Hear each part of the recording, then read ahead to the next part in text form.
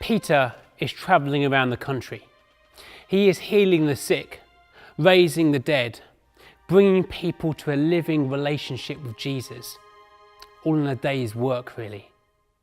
And yet in chapter 10 there is a sudden twist. Acts is full of these twists that take place. Cornelius in chapter 10 is a Roman centurion based in Caesarea.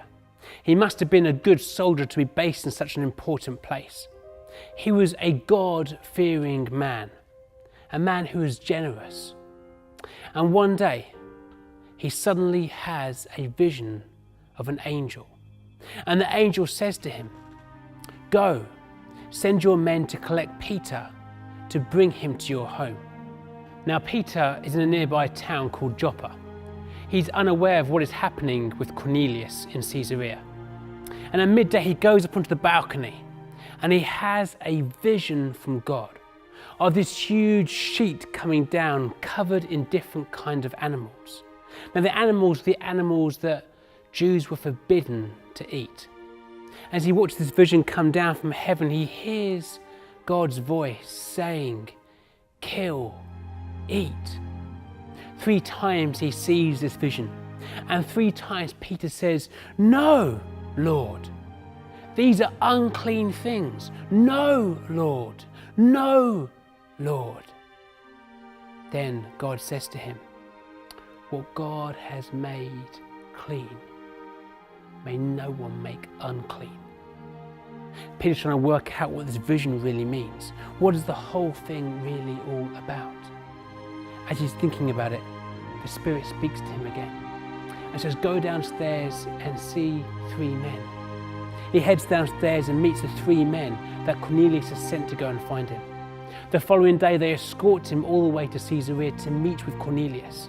And as they meet in this moment, Cornelius falls flat down on his face and begins to try and worship Peter. Peter's like, "No, stand up. I'm just an ordinary man."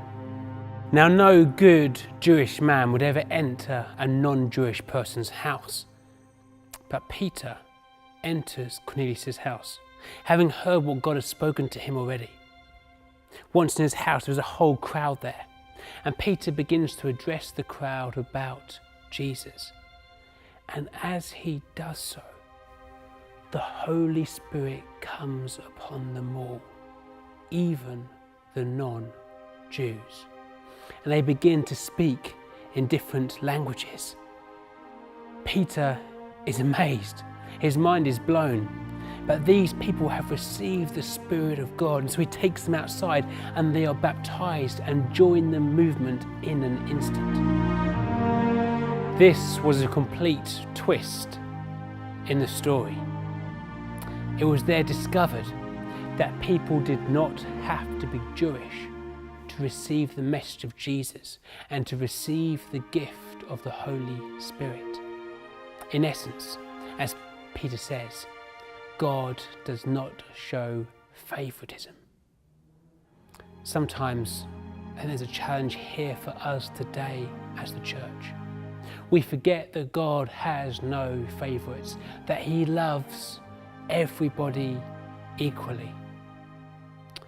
What would our lives look like if we really allowed that truth to sink in, that God doesn't have favorites? What would it look like to live out our lives, seeing each person as God sees them? Let's remember not to have favorites.